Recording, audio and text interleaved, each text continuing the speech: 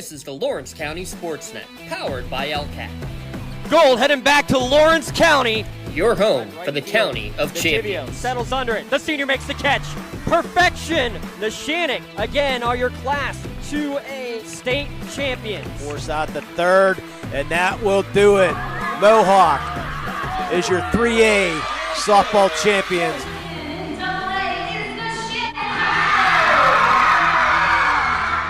Buzzer's going to sound. Union repeats as the Class 1A WPIAL champions.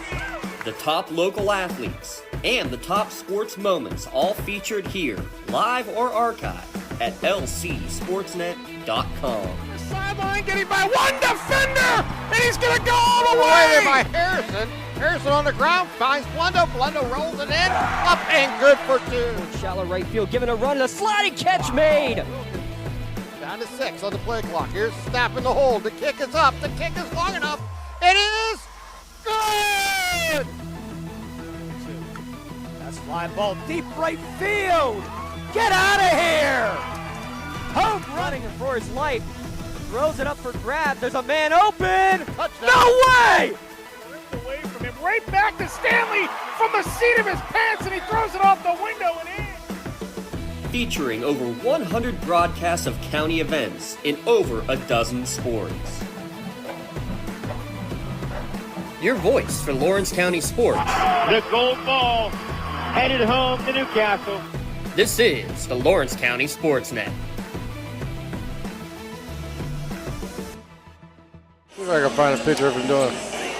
Coming to you live from Neshannock High School, it's WPIAL basketball here on the Lawrence County SportsNet, powered by LCAP. As tonight, we have the wrap-up of the first half of the section season as the Neshannock Lancers host the Union Scotties. Both teams coming in with 11 wins on the year. Neshannock 11-1, undefeated in section play at 6-0. The Scotties a game behind at 5-1 in section play, 11-3 overall. Tonight's broadcast brought to you by Maley Chiropractic, by MVP Insurance, by the Newcastle Transit Authority, by UPMC Orthopedic Care, by Penn Ohio Bottled Water, by Medora Bottled Law, by the Red Zone, by Gem Builders Incorporated, by Works in Progress Paint Services, by the Crane Room Grill, by Pontius Insurance, by the City Rescue Mission, the Union Area Education Association, the Union Volunteer Fire Department, Something for All Photography, the Tri-County Principals Association, and the Lawrence County Community Action Partnership.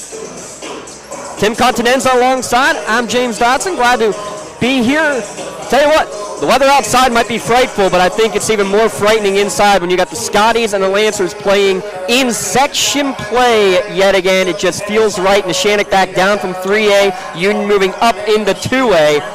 You basically have the smallest 2A school in Union and one of the largest 2A schools in Neshannock going at it, but guess what?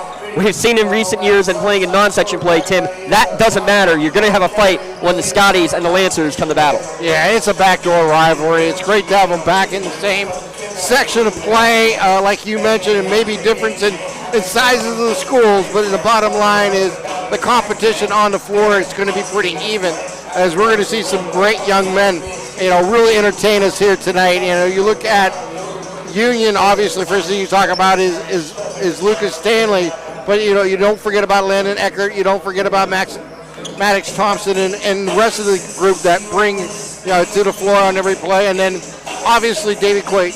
You talk about him, 15 points per game, and the others who add for the Lancers. It should be a great golf game between these two schools. Absolutely, and I think you said it right there. You have Lucas Stanley, the top scorer in the county right now at 24 points per game. Then you got Neshannock on the other side, the top defense in the county, and one of the top defenses in all of Class 2A. They allow just 40 points per game, and when you look at their schedule overall, Tim, that's what I think is most impressive.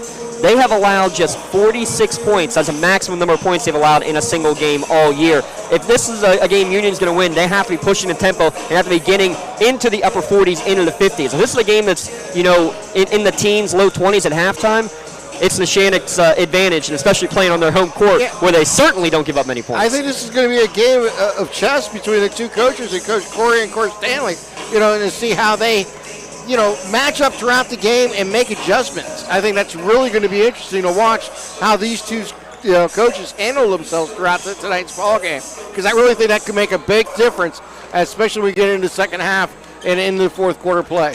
We're going to take a quick timeout. We'll come back. We'll look at the standings here for Class 2A as we hit the midway point after tonight's game. We'll get the keys of the game, the starting lineups, and break down the rest of this one. Scotties and Lancers coming up. Tip-off will be about 10 minutes early. Tip-off now going to be at 7:20 here. We'll have it in a moment on the Lawrence County SportsNet, powered by LCAP. Just like going to the doctor, our homes need a checkup too. If your home is not properly weatherized, you could be at risk for symptoms that cause unhealthy ailments and higher utility bills. The Weatherization Assistance Program is the key to reducing utility costs and increasing comfort in your home. Services include an in-home energy audit to inspect your furnace and hot water tank, check for air sealing around windows and doors, and ensure adequate insulation and ventilation. Learn more at lcap.org or call the Department of Healthy Homes to get your checkup today. Congratulations to our December LCAP Team of the Month. The Lawrence County SportsNet is proud to honor Laurel Wrestling as the December LCAP Team of the Month after their 13-2 start to the season. Congratulations to Coach Kevin Carmichael and the Laurel Wrestling Team, our December LCAP Team of the Month. Lawrence County SportsNet is proud to honor Union's Lucas Stanley as a December Red Zone Male Athlete of the Month for scoring his 1,000th career point in the season opener. LC SportsNet is also proud to honor Union's Kylie Christopher and Newcastle's Rihanna Boyce as the December Female Athletes of the Month, with both seniors also eclipsing their 1,000 career point mark. Congratulations and best of luck to 1,000 point scorers Rihanna Boyce, Kylie Christopher, and Lucas Stanley, the December Red Zone Athletes of the Month. Calling all sports fans. Never miss a moment with real-time alerts, keeping you in the loop when your favorite teams are playing. Get instant updates sent straight to your phone with game schedules, changes, and all the latest news. You can receive important updates and reminders, so you're always prepared for game time. Be the first to cheer on your local teams and show your support. Receive important updates and reminders, so you're always prepared for the game. Signing up is quick and easy. Don't miss out. Sign up now and stay connected to the action. Plus, follow us on social media for live updates, behind-the-scenes content, and community news. Neshannock and Union, we're about 10 minutes away from tip-off here from NHS with Tim Contenza alongside. I'm James Dodson. Let's take a look, if we can, here at the standings. Neshannock atop, the only undefeated team remaining here in section play so far. Hi, Coach. Union just a game behind, though, half a game ahead of Olsh. If Union were to pull this one off, you essentially would have a three-way tie at the top of the standings at the midway point, similar to what we're seeing with Newcastle, as they have a kind of a three-way tie in Class 6A with Seneca Valley and Fox Chapel there. But this goes to show, again, that every game, especially with the probably top 5-6 teams in this section, going to be a dogfight. No surprise there whatsoever.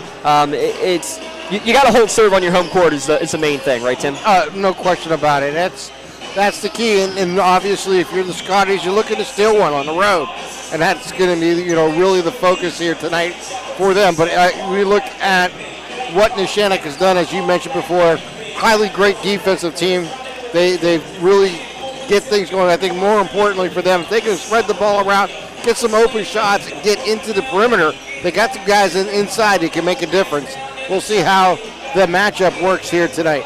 One of the key players not in the lineup, though, for Neshannock is Matthew Sopko. Haven't seen him since New Year's, suffering an injury. Not sure of a timeline coming back at this point, says the Neshannock coaching staff. But he's a guy who was sometimes off the bench, sometimes as a starter, but a great scorer, 6 points per game, and a great sharpshooter from the outside. Yeah. They've had a couple of guys who have stepped up, though, nicely. Jeffrey Meisel's gotten some extra minutes. Gino Mazzocco, of course, hear his name a lot coming off the bench. The issue is neither one of these teams very deep, because on the same side for Union, their top two guys off the bench are both freshmen, having to get some very quick, significant minutes. So if foul trouble becomes an issue tonight, Tim, I think that could play big dividends in terms of which team can stay out of foul trouble, I guess is the best way to put it. Yeah, I think that's going to be a big issue here tonight, to see if either team gets in that situation and how they handle it. Obviously, as you mentioned, Neshannock not necessarily as deep in numbers as Union, but definitely have more experience. And you get a player like Gino Mazzocco and Jeffrey Meisel, both of them seniors off the bench, is a big part of the deal versus freshmen on the other side. Yeah, that's exactly well put, and some, again, experience of being in a program for all that time, but also having the physicality and just, an 18-year-old versus a 14-year-old obviously makes a big difference. And, we talked about Lucas Stanley and the way he can score the ball. We got to talk a little bit more of sure about Davey Quad. Just a junior, if he keeps on this pace, he'll be hitting that 1,000 career point mark by the end of his junior season. No surprise when his father's a 2,000-point scorer that Davey would be coming in and doing some big things, scoring the basketball. But I think the other part of it, too, is, yes, those secondary scorers, and especially Tony Parada missed almost all of last year, came out with a bang to begin this year, averaging just shy of a double-double on the season, 13.5 points per game, Tim. He's the force that all the teams have to worry about first and foremost, because for an offensive lineman, big boy on the basketball court, but he's got some quick feet down there and some soft hands, too. Yeah, and that's the key. I mean, you got to be able to receive the pass and be strong to hold your position underneath. And he's able to do that and give them that inside presence that they're looking for. And that is going to be an important part of the storyline here tonight, to see how he handles it. And then you look at on the other side, you're looking at someone like Jamal Mitchell, and we've seen him in one of his games this year have his best game, career high, in double digits that night. It was really impressive, both offensively and defensively, because he was able to get some rebounds and start some big fast breaks to Stanley and others that night. Yeah, Jamel Mitchell and Maddox Thompson both coming back for their senior year to play basketball. Didn't play last year. When we talked to them preseason, it was very straightforward. They both said, look, Lucas came out to play football with us after we had a successful year, wanted to be a part of the run. We needed to repay the favor, so they came back out for their senior year, and they've both grown more and more over the course of the year. You mentioned with Jamel having his best game of the year. Maddox Thompson putting up 18 in his last contest. He's starting to hit his stride. He's got a good outside shot, starting to develop a little bit more to get back into the swing of things as well. So with that in mind, again, you have these secondary scorers. The chess match, you're going to do your best to shut down the top options. You're going to do your best to shut down the Davey Quads. You're going to do best you can to shut down the Lucas Stanleys. Who's going to be the guys to step up? The second, third, or even fourth scoring option will be, I think, one of the biggest takeaways from this game when we're talking about it at the end of who's coming out victorious is going to be who has had that best balance today, Tim. Yeah, it really will come down to balance. It'll come down to making sure you got the right, chemistry on the court at that time. But I think more than anything, it's going to be, it comes down to basketball, comes down to runs, both offensively and defensive runs, meaning which team can come up with big stops and get big rebounds, and which team can convert in transition and get those easy points, get those 7, 8, 10-point runs in a game and really take control of a quarter. That's really what it's going to be about. Which one can prevent the big runs, or which one can succeed and have the big runs? No Axe pregame interview here tonight. With the game starting a little bit earlier as well, we didn't want to bother the coaches as they were getting ready for an early tip-off. So Axe is here to get you there, though. Lawrence County's door-to-door transportation service. They're open to the public. They take people to work, play, anywhere else they want to go. Call 724-652-5588 for more information. We'll get to our starting lineups here in a moment, but I want to give Tim Constance a chance to talk about our works in progress keys to the game here for today. We have a couple on the screen, but I want to ask Tim in general, too, what you feel about today's keys to the game for both of these squads. I think turnovers, when you get down to it, it's going to be huge. What team can prevent the turnover, which teams can get it and get into transition and get easy points. When you look at it, you look at Neshannock, that, as you mentioned, ride the Ren. It's important. He is such a presence for them inside and what he can do. And you got to definitely defend the home court. The Lancers are such a tough. This is such a tough place to come in and to play. They have to do it here against Union tonight. And then you look at Union. It is all about sophomores and what they can do. But more importantly, it is can they make the Windex work? Yes, the rebounding advantage that Neshannock has had in just about every game this year has to be neutralized if Union is going to be able to get this road victory, no doubt about it. It's not just your bigs. It's not just the Jordan Kellys and Jamal Mitchells. It's having some of the smaller guys, the guards like a Landon Ecker getting in there and getting some dirty rebounds over the course of the game. Because we've seen that the other way. Like Davey Quat's averaging 10-plus rebounds the last couple of games. Rin just shy of 10 rebounds per game over the last couple of games. Yeah. That's the difference. Again, the secondary options at a position, getting the job done in the dirty work. And in the end, it comes down to a little bit of a crowd factor here, Tim. Yes, it's home court for Neshannock. Yeah. But I'll tell you what, the Valley Crazies have made a nice little trip here just 5 miles down the road to Neshannock. So Lansing Lunatics versus Cavelli Crazies could be a lot of fun too. First time we've set it in section play since the 2009-2010 season that these two teams have been in the same section. That's fantastic. Good to see it back. Yeah, it's going to be pretty much a packed house here tonight as these two neighboring schools are going to get together. And for the first of two on the hardcourt home and away series, which we don't normally get in the last 10 years, or last 15, I should say. So this is even more impressive here tonight. And, it's going to be a lot of fun here. A lot of blue. We're looking across the line. A lot of red behind us. We're going to take a quick timeout. We'll come back. We'll have the starting lineups and opening tip here from Neshannock High School. It's WPIAL basketball action here on the Lawrence County SportsNet, powered by LCAP. Cold winds blowing, temperatures dropping, and snow is beginning to fall. And then your furnace goes out. LCAP's LIHEAP Crisis Program is here to help. If your furnace is blowing cold air, not turning on, or not reaching the desired temperature, help is right around the corner, whether it needs fixed or replaced. For information, call the Department of Healthy Homes at 724-656-0090. LCAP's Healthy Home programs are the key to safer living. For 20 years, Melee Chiropractic has treated athletes of all ages to help them get safely back to the top of their game. Melee Chiropractic has 3 full-time doctors in their office, and all 3 are former area athletes who have had to battle injuries throughout their careers. They want to help you get safely back on your feet. But more importantly, help stop the injuries before they happen. Prehab before you rehab.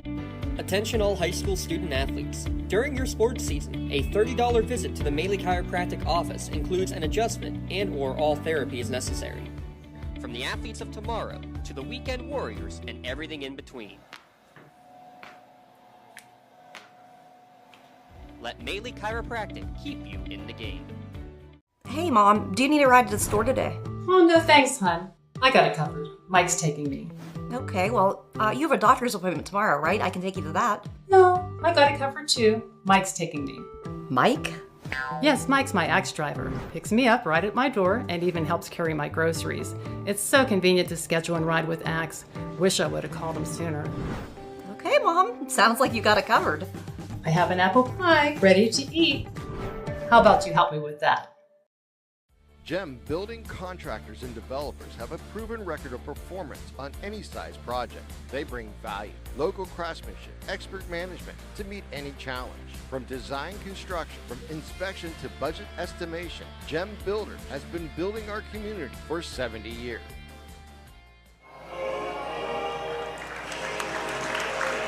Your national anthem here from Neshannock High School. We're ready to rock and roll as we get the section finale. Union at 11-3, 5-1 in section play. Neshannock 11-1 overall and a perfect 6-0 in section play as we get ready for tonight's starting lineups. Are brought to you by the Crane Room Grill. Let's turn it right over for our PA announcer here for the starting lineups for the Scotties. 6'3" sophomore, number 11, Jordan Kelly. 5'11" senior, wearing number 1, Maddox Thompson. 6'1" senior, number 33, Jamal Mitchell. And 6'2" senior, number 2, Lucas Stanley. The Scotties are coached by Mark Stanley, assisted by Howard Hannafang and Tyler Renner. Now let's see here, they check. Let's go! 6'2" junior, number 3, Ashton Allison. 6'3" junior, number 11, that's David. 5'11" senior, number 10, Allen. And number 10. 5'11" senior, number 5, Chip. And your 6'4" senior, number 44, Tony.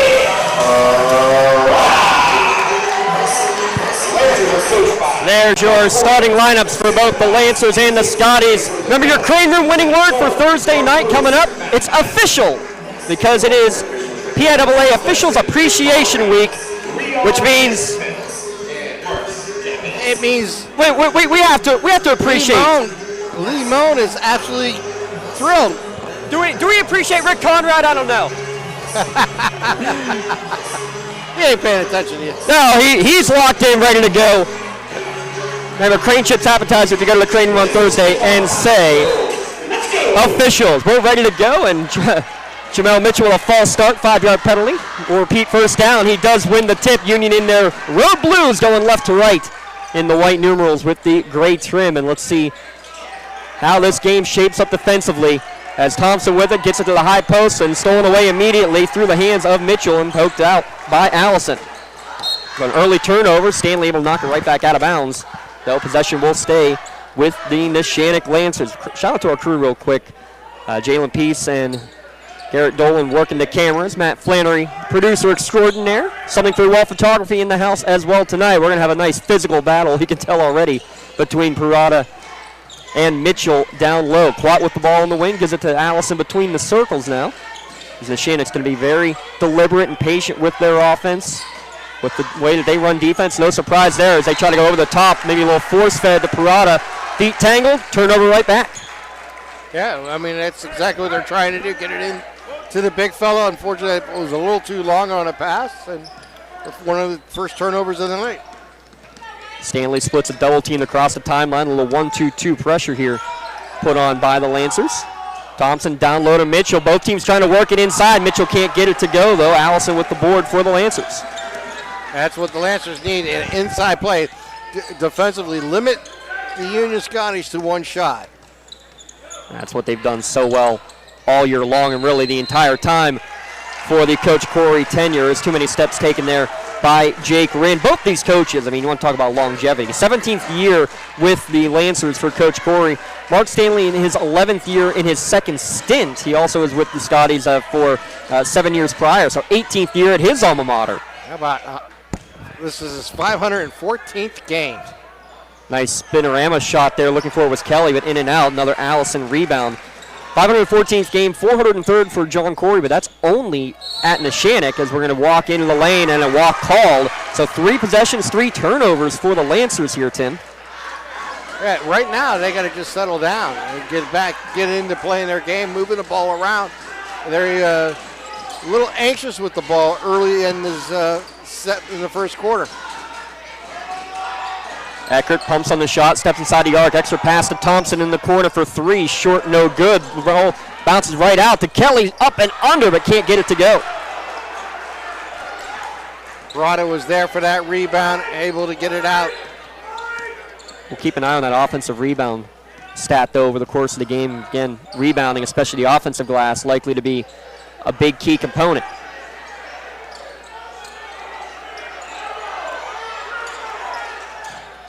Allison with the ball on the wing now, trying to go with a 2-man game, looking for Parada down low, and again, good right now, it just battle. seems a little condensed, a little crowded. There's not enough spacing going on here for the Lancers. Yeah, let's see if they can get themselves into a bit of a set. High screen, Rinn with some space, off the window, no good, but he took a bump from Eckert on the way up. First foul of the game coming at the 5:35 mark. You're exactly right, Tim, it's a little bit too congested.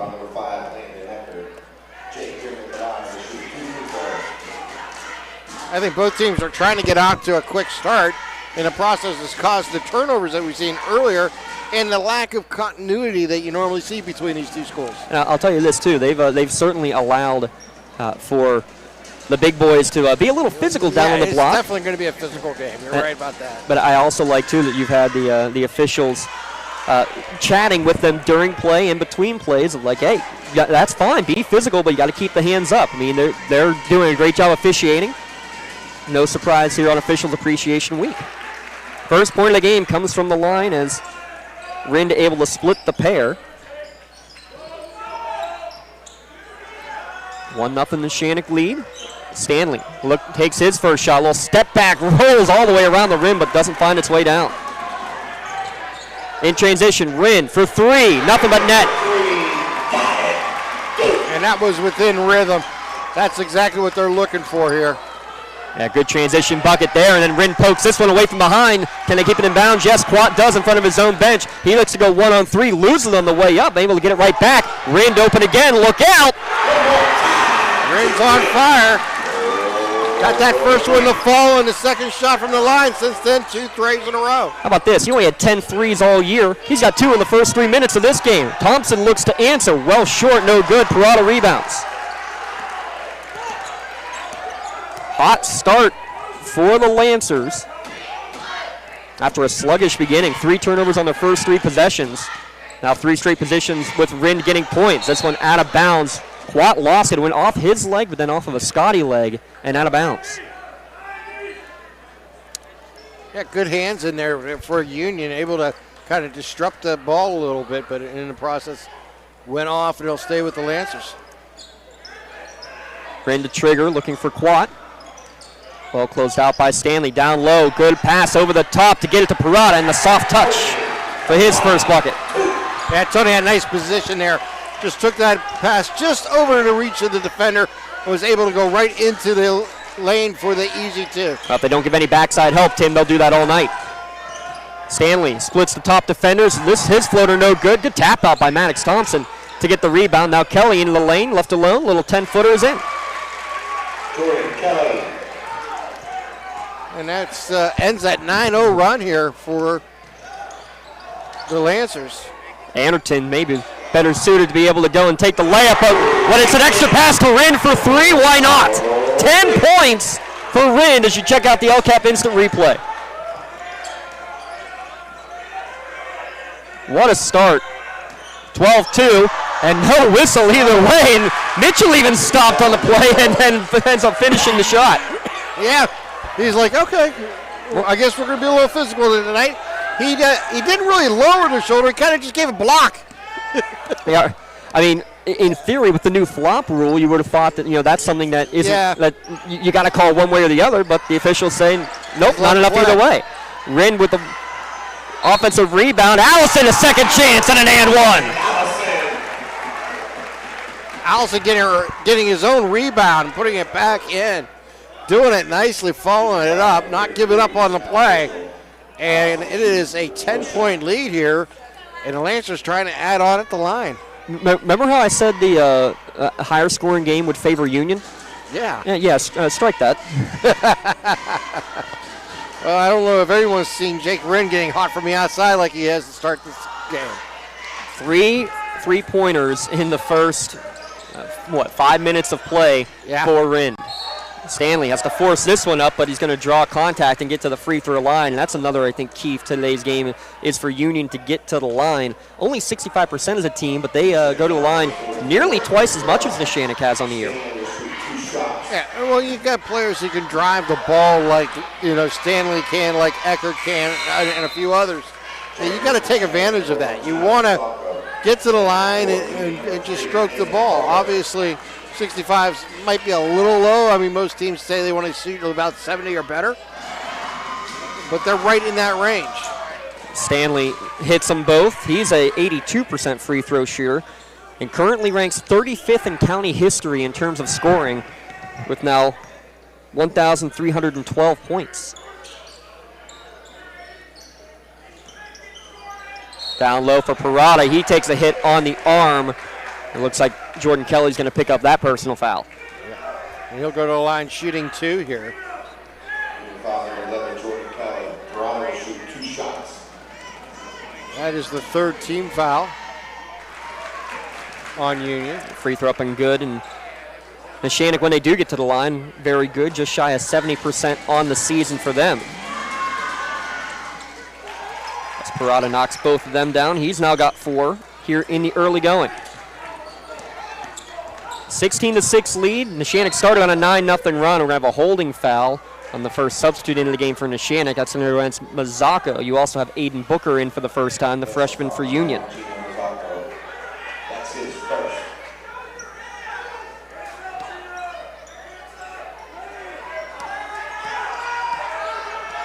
Man-to-man defense here from the Lancers. Running the motion is the Scotties. There's Booker. Hits over to Kelly. Big man, he's got a couple threes on the year. They are able to get it to Eckert. He steps inside the arc. 15-footer is good. 4 players with points in the early going for Union. as they've now dropped back. It looks into a 3-2 zone defensively, Tim, trying to change it up. That was their first three-pointer of the game. Yeah, they got to slow down this offense, make them shoot from outside, even though they've had the hot hand. Space in the middle for Parada, back up to Anderton. Driving in the lane, little floater from Mazzacco, can't get the soft touch, and we're going to get a rebound knocked around and finally into the hands of Jordan Kelly. Thompson quickly across the timeline, hands it back off to Stanley. Lancers doubling up the Scotties here early, 15-footer, and again it rattles around, but this one somehow finds its way down for the first field goal for Lucas. Yeah, that one is just spinning around and around and around. Even took a little break and did some more. Well, maybe owed that one after his first one in similar fashion. Yeah. Didn't find its way in.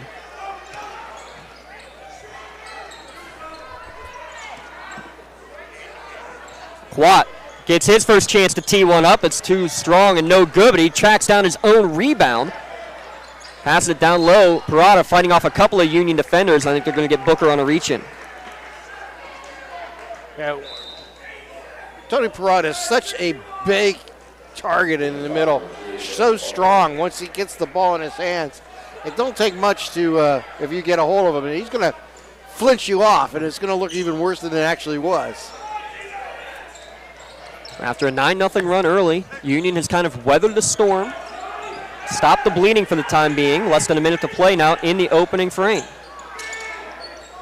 They got a mismatch down low. Parada being guarded by Booker. Unable to get to him. They're trying to implore him, hey, get your spot down on the block. And there's going to be the 3-second violation there against Parada, and a little frustration saying, give me the basketball. Yeah, you got to give a lot of credit there to Booker, taking on the challenge. Hanging in there and forcing not able to get the pass into him. Stanley, they can cut it down to a one-possession game potentially here to end the first quarter. So he gets the handoff, and he'll try to do that for three. Can't get this one to go. Stanley with 33 threes on the year. Couldn't get that one to fall, though. Thompson with the strip, though. Fifth Neshannock turnover of the opening quarter. Well, they wait for the last shot now with 15 seconds remaining here in the opening frame. Mazzacco's not going to let Stanley get the ball back. Kelly inside the arc, kills the dribble. Back up to Stanley with Ford. He checks the clock. He's going to pull one up from about 25 feet, just short. And that's how the first period will come to an end. Lots of points on the board, but great defense on both sides. 16-10, Lancers over Union after one. Back in a moment on the Lawrence County SportsNet, powered by LCAP. When it comes to shopping for insurance, there are thousands of options out there. MVP Insurance proactively shops and compares your policies to find the best coverage and rate. Josh Mathur and David Verratti want to provide you with the level of personalized service that you know that you are the MVP of their agency. They simplify insurance so you can live stress-free. Visit one of the locations in Xenia Leopold or in New Springfield, Ohio. Call MVP for the win. Proud sponsor of the MVP of the game on the Lawrence County SportsNet. Works in Progress Painting wishes a successful and satisfying season to all the Lawrence County sports teams and athletes. Work hard and bring honor to your team, school, and family in how you play. Joe Wright and his family have been providing painting, window cleaning, and other property services for business and homeowners in the Lawrence County area for over 10 years. Their goal on every project is to provide a meaningful service that honors their customer, God, and their family, and to have fun while doing it. Works in Progress is now booking interior painting projects for both residential and commercial projects. Call Joe today at 724-714-4294 to discuss your next project. Fast-paced opening quarter here at Neshannock High School, and the game had started 10 minutes early. If you're expecting to be catching tip-off here, this is the start of the second quarter with a 16-10 Neshannock advantage. 3 threes in the first 5 minutes of play from Jake Rind, leading to a 9-0 Lancers run to start the contest.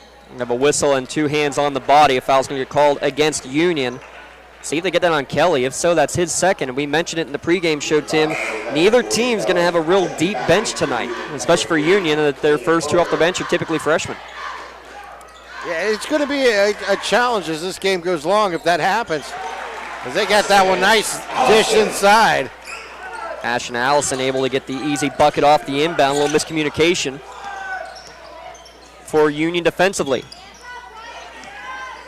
Union needs to just set up what they do best, move the ball around, get the ball in the hands of their playmakers like this, and see what happens. Yeah, nice drive from Landon Eckert. He's turned into more than just a three-point shooter. Nice drive, and he had a 15-footer earlier. Yeah, he's averaging just under 10 points a game. You know, he has great size for a sophomore, 6 foot. You got to take advantage of that type of athletic build. Talon Anderton, no good on the shot. Long rebound falls into Stanley. Stanley, he finds some space. He's just inside the arc. Splash down. 6 for Lucas Stanley. Lead down to 4 all of a sudden. A game of runs, as we mentioned earlier. Now Union trying to put a run together themselves here in the second quarter. Zacco thought about it. Gets it back over to Anderton. Top of the key. Mazzocco says, why not? Back iron, no good, but no one boxes out Allison. Good job to throw it down before he got the traveling violation. It ends up getting thrown away. Yeah, it was good effort there, but just the ball went to Union. Now they got an opportunity to get on a 6-0 run here, and they do. They do with Lucas Stanley now with 8, and you can see the little things that he does just to find some space. 6-0 run for the Scotties, as Tim just mentioned. And this 3-2 defense has kind of been frustrating the Lancers' offense so far, It's Tim. slowing them down a little bit. They're looking for openings. They just can't seem to penetrate into the zone right now. Anderton in the corner will get it back up to Quat. The one thing you got to watch for in any zone is the box out. A couple offensive rebounds, but haven't really been able to capitalize on it yet, has Neshannock. Quat, good pass to get it to Allison, unable to really corral it. Now fighting off a couple of Scotties defenders. Anderton, baseline drive off the window, too strong. Yeah, has a great move, great down the baseline, just unable to finish it. Thompson gets the return pass from Mitchell, wide open. Union, their own 9-0 run to take their first lead of the game. Timeout called by Neshannock. You give it up, you find the open spot there, Tim, as you just saw in the LCAP instant replay to get the hit. And give Maddox an opportunity to look at it, tee it up and put it in, and then you get the Ponchos Insurance timeout afterwards, as you mentioned, the first run of the game. Look, they were down 6 coming into this quarter. They're up 1 with 5:33 here to play in the first half. This is what Union can do. They were able to shoot from the outside. They're able to penetrate. They did a little of both. They got Eckert on that nice drive inside. It was able, part of that, this 9-0 run that was really important for them. It also brought the defense out, and it's going to give them a chance to hit over them like they just did. Make sure you take the time out to save money on your insurance with a local agent at Ponchos Insurance. Visit them online, ponchosinsurance.com, and love the life you live worry-free.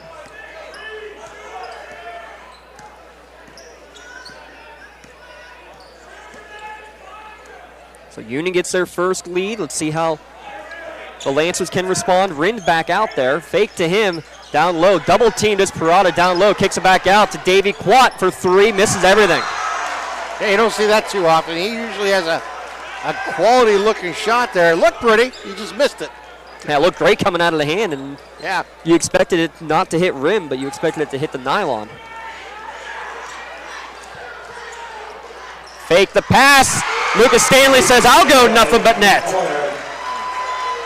And they continue to work it hard here for the Scotties. Working up high, working outside.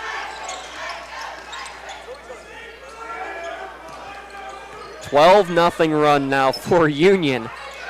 Every time the Lancers get the ball inside, they've been having trouble holding on to it. Good drive here amongst the trees for Quad, and I like that. Get your top shooter. He hasn't seen one go in yet. Chance to do so here from the free throw line. I was just going to say, what you want to do is try to get him on a drive and see if you can get him to the line and get him kind of, this is a good way to unleash a player is at the line and let him get his shot feel for it and see what happens as the game progresses. First free throw rattles in and out, though, for Quat. The 64% free throw shooter. And keep an eye on that because that was Aiden Booker's second. So you'll see Swayze Reichert, the 6'1 freshman, check in for his first appearance tonight. The other team expected to go more than 7, maybe 8 deep. And again, something you don't see often. How about both free throws? I was going to say, Quat unable to connect. Rough start. Nice defense there, knocking the ball away from Stanley. That's how you make up for it, though. Only the second Union turnover of the game. I have 6 unofficially against Neshannock. Starting 5 out there for Neshannock. Union, a couple of freshmen off the bench with some early foul trouble. Parada tries to back his way in, but he shuffled the feet before putting it on the deck. He tried to turn, and when he did that, he lost his pivot foot, and that's what caused the travel. But notice there was, again, a lot of traffic over there. But You had there another was player. 3 defenders on him. 3 defenders. They collapsed perfectly on Parada and made it really difficult for him. And there's another turnover here. Yeah, that's going to be Medora Bonner-Law changing possession as Jamel Mitchell just didn't get set with it, and he went and lowered the shoulder basically. That offensive foul brought to you by Medora Bonner Law. Make sure you protect your possessions with a local agent at Medora Bonner Law. That's 2 on Mitchell. So he's out. Kelly back in with 2 fouls. So now have to try to manage minutes. Actually, no, Mitchell did stay in there. Still in there. So you got both Mitchell and Kelly on the floor playing with 2 fouls. So if you're in Neshannock, now's the time to really go inside, right, Tim? Yeah, you got to be thinking about that. Rind looks baseline drive. He spins through a double team, and he travels with the basketball. Yeah, got a little too aggressive there, got kind of out of control, and that caused the turnover there. You know, Jake has been so hot from the outside. I know it's not really all his game, but he had the 3 there open from the corner and chose to drive baseline instead. Yeah, and you think there too, like, hey, there's a lot of contact, there should be a foul, but when you're out of control, you said that perfectly, not in control of his own body. That's why you got the foul end up being called. Wonder if Union will try to milk the clock a little bit here with all the early foul trouble that they've had. Maddox Thompson with the basketball, working the motion over to Eckert. Rind all in the hip pocket of Stanley, not letting the Scotties' leading scorer handle the basketball. Need to be in a hurry right now, and that's a good idea here. Just take some time off the clock, kind of get everyone moving. You know, that's one thing about basketball. You can always move without the ball, and in the process, you can really tire out a defense as they travel around from each side of the court. Not to mention, you know, force one of your big guys like Tony Parada to have to come and guard out by the volleyball line. Exactly.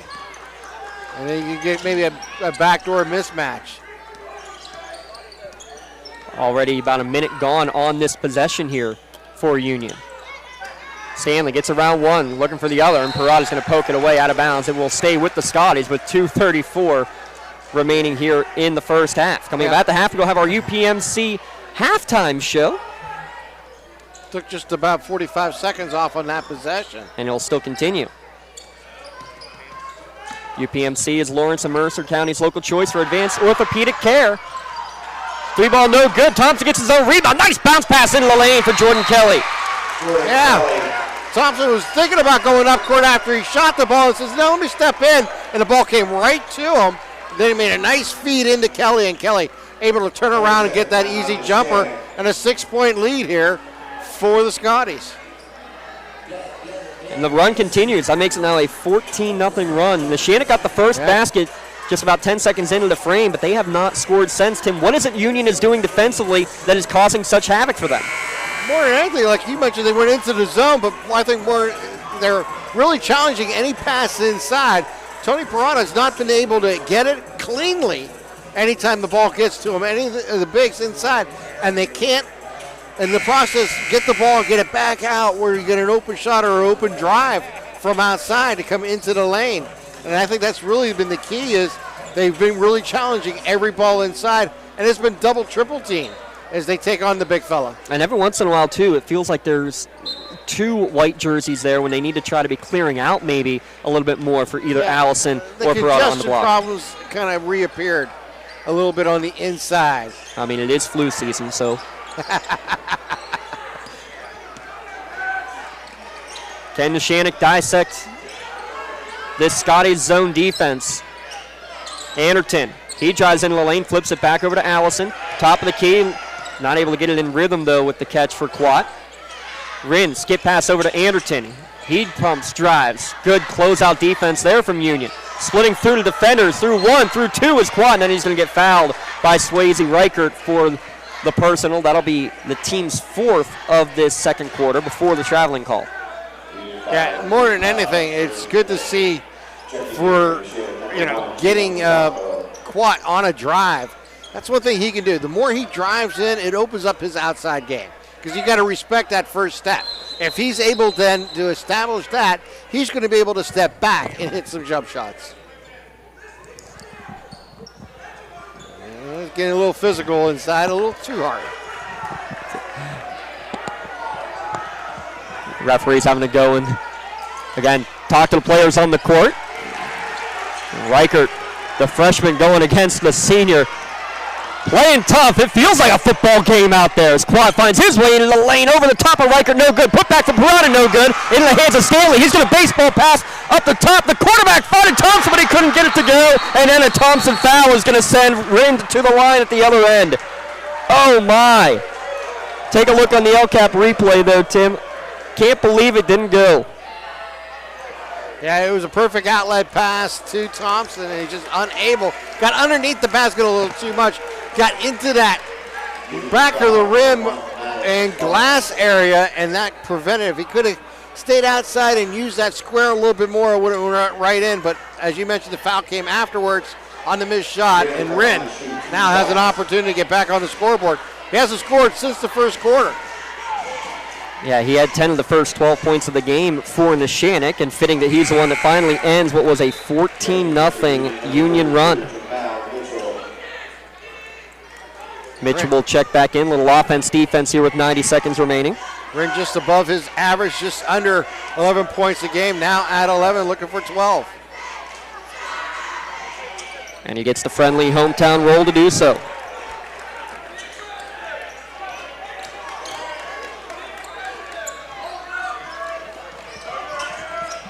Four-point lead for Union here on the road. Last game of section play in the first time through the section as Maddox Thompson says, I'll try another. His second three ball. Right now, it's Union. This quarter has done everything they want to do. Big answer from Gino Mazzocco, only his third three-pointer of the year. Stanley behind the back pass. Thompson trying to answer. Why not? Third three in a row now for him. The Valley Crazies loving what they're seeing. Rind, too strong. Air biscuit from him. So they play for the last shot here, or they continue to push it. Stanley, step back. Too strong, no good. We're going to go for the rebound, and it's going to be a foul on who, though? They're going to get Quad. And now we have talking between Thompson and Quad at the end of this play, and I think somebody just got teed up. I think they got Thompson. Could be mistaken here.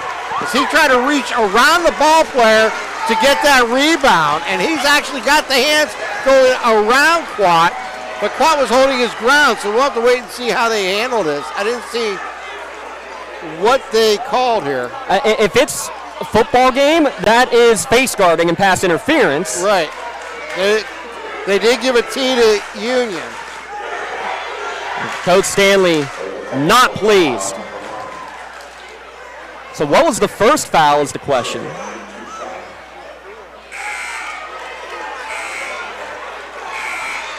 So they got to figure this out because there has to be a foul before the technical foul. That's what I don't get. Now, does the technical foul take precedent first? You take that shot, then the foul shot? No, it should be all four should be like technical free throws. And that's what I think. They need to get this straightened out because there was a foul. They called both fouls on Thompson, so there should be 4 free throws. And because Quat's the one who was fouled, he's probably going to take all 4 free throws, I would assume. Yep. Wow. And this is... Could be a huge momentum swing. He makes both there, his first points of the night.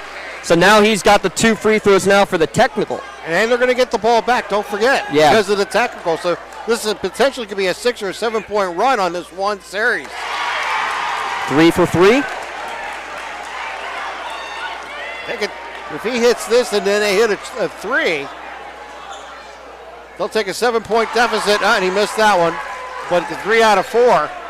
Like I say, take a 7-point deficit and tie the game up here on one possession. But now keep an eye on that because that is 3 fouls on Thompson. He's on the bench. with the 30 seconds remaining. Crazy hectic end to this first half. A lot of chatter between the players even out on the floor. 4-point game, so they're going to look for the last shot here. Clock down to 13. Anderton in the corner with 10 on the clock. Back up to Quat. Quat. Back out to Anderton. Time running down. Mazzaco, baseline drive, pumps off the window, no good. Perrette at the buzzer. Gets it to go. Stays with it and gets the lead down to 2 at the intermission. A crazy finish to the first half, Tim, but Neshannock able to capitalize with the last 5 points of the second quarter. Well, they took total advantage of the opportunity when Maddox got hit with the foul trying to go through Quat to get that rebound, and then he picked up the technical foul. He makes 3 out of 4 from there, and then they were able to get that tip in. So they get 5 points on that possession, trailing by 7 prior, now only trailing by 2 going into half. We'll take a quick break. We'll come back with our UPMC halftime show when we return on the Lawrence County SportsNet, powered by LCAP. Tired of gasoline costs? Why drive? Let the Newcastle Transit Authority take you where you want to go. Serving the city of Newcastle and stops throughout Lawrence County, as well as weekday service to Pittsburgh. Public transportation just makes sense. Why drive when you can relax and ride? For more information or for route schedules, log on to newcastletransit.org. The Newcastle Transit Authority, going your way. And remember, senior citizens ride free.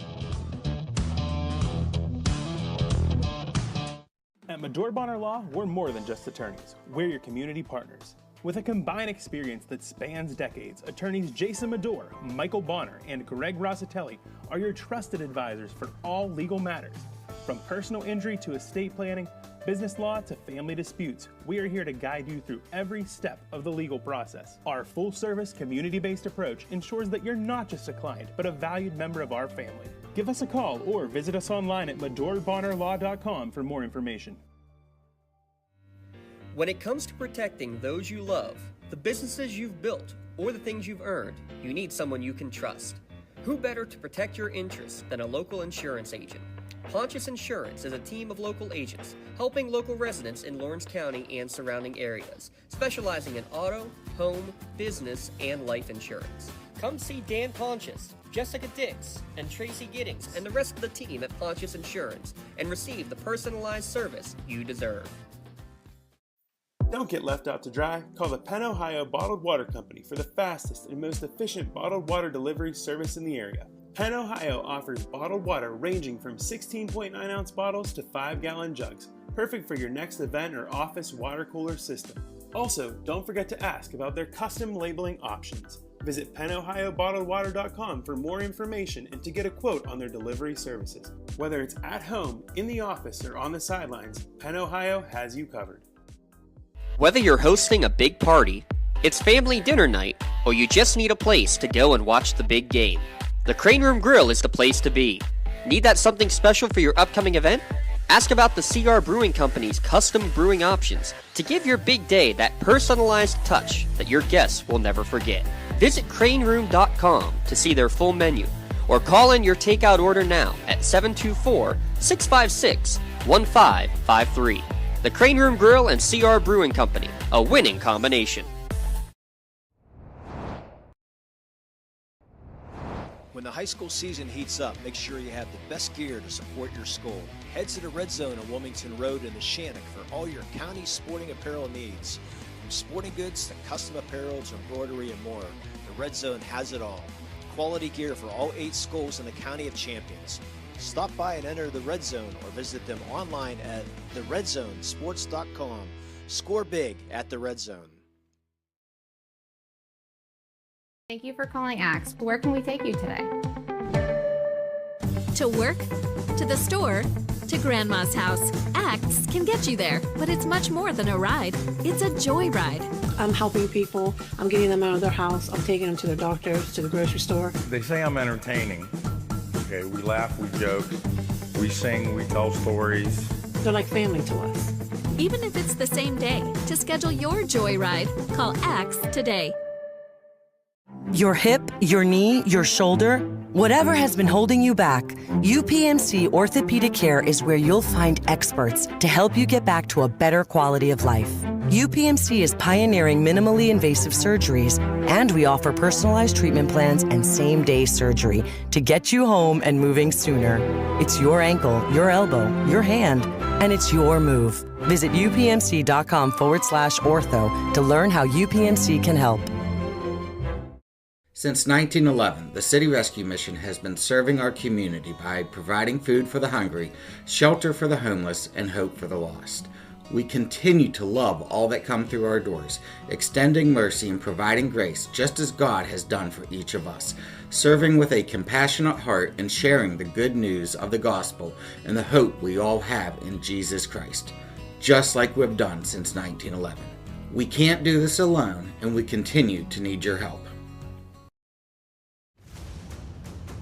Congratulations to our December LCAP Team of the Month.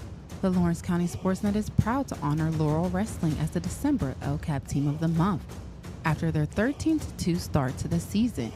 Congratulations to Coach Kevin Carmichael and the Laurel Wrestling Team, our December LCAP Team of the Month.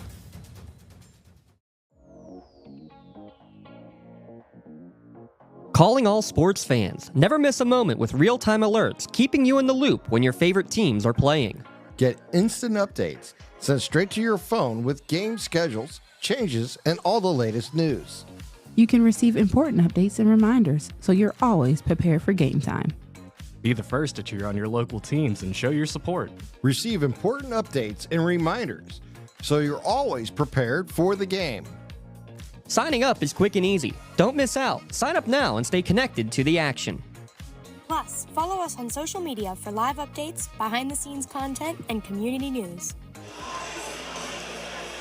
It's the UPMC Halftime Show. UPMC Orthopedic Care is Lawrence and Mercer County's local choice for sports medicine services. To schedule an appointment at any of the 4 Lawrence County locations, give them a call at 724-983-7000. To say this was a back-and-forth first half, Tim Continenza, would be an understatement. Neshannock begins with a 9-0 run. Union, through a majority of the second quarter, goes on a 14-0 of their own, and then down the stretch, Neshannock able to get 5 points in the last 30 seconds, 3 from technical free throws, to be able to cut the lead down to 2. Back and forth we go, a 30-28 halftime advantage here for Union, over Neshannock. Crazy first half, Tim. Yeah, and we've seen both teams in each quarter have a player get hot from outside. In the first quarter, it was Neshannock's Jake Wren who got hot and scored 10 points in the first quarter, and 3 of them coming from the three-point land. And in the second quarter, it was Maddox Thompson for Union doing the same thing down the stretch as he hit 3 in a row during their 14-0 run and stretch out their lead at one point 30-23 as they were able to do it. So we've seen each team put runs together. We've seen each team have hot hands. We've seen Lucas Stanley do what Lucas Stanley does. He got off to a slow start, but in the end, he had 11 points in the first half. He's basically right on pace for his scoring average of 24 points per ball game. And then you look inside what Tony Parada has done. I mean, he's been a physical presence. He's been fighting for balls. He's been working hard inside. He's got a few good rebounds along the way, and he's added 6 points. So if you're Neshannock, you got to be thinking, how do we get that good? But more importantly, if you're Neshannock, all those free throws for David Quat down the stretch here. He had 4 in a row, made 3 out of 4. Maybe that gets some confidence going, and we see, him be the shooter that he is, the scorer that he is, that's averaging close to 16 points a game. Let's take a look at who has the full edge here so far with the Creative Edge scoring recap, where design and construction come together with experience. For Neshannock, Jake Rind with 12 points, including 10 of the first 12 of the game. He leads all scorers with 12. Next up is Tony Parada with 6. Gino Mazzocco with 3 on that three-pointer. Davey Quat 3 points off from the free throw line. And I missed Ashton Allison with 4 for the Lancers. For the Scotties, 11 points for their leading scorer, Lucas Stanley. Maddox Thompson with 9 points, all on 3 balls in the second quarter. 4 each for Jordan Kelly and Landon Eckert, and 2 for Jamel Mitchell. There's your Creative Edge scoring recap. From concept to creation, combining construction experience with creative design, making your project a reality. Call 724-652-1372 for more information. Well, Tim, some second half keys to the game for both of these teams with a 2-point Union lead coming out of the break. I think it's going to be if you're Union, how do we continue to get Lucas Stanley the ball and let him do what he does like he does in the second half? And can you continue to limit Neshannock to one shot and defensively get back against them? If you're Neshannock, you've got to find a way to penetrate against that zone, which has been a big difference in the second quarter here for the Scotties defensively, and you're going to get more production. Hopefully you can get some production more out of David Quad or maybe even Taylon Anderson. We haven't seen him get on board yet. And Anderson normally averages close to 7 points a game, so this is an important part in the second half, maybe to get another scoring option for Neshannock. One final key, foul trouble. Thompson, who gets the inbounds pass, has 3 for Union. Aiden Booker, Jordan Kelly, Jamel Mitchell, each with 2 for Union. No one for Neshannock has multiple fouls. So keep an eye on that as well as this second half progresses. And Ashton Allison will pick up the foul there. And that's his first, though. I was ready to say he's about to make a liar out of me. Coming back to the game, remind you, Tim, we're going to have our MVP Insurance MVP of the game. Call MVP for the win. Home, auto, term life, and liability insurance and more. Visit them online, MVPINS.com. Mitchell tries to back his way in. Good deep from Parada, kicks it back out to Kelly. Kelly, crossover, step back 15-footer, misses everything, almost turned into a pass. Stanley the last one to touch it, though, out of bounds. Possession over to Neshannock. They just misjudged that one and caught Stanley off guard. He looked up and the ball was coming in towards him. And that turnover now, if you're the Lancers, got to take advantage of these extra opportunities.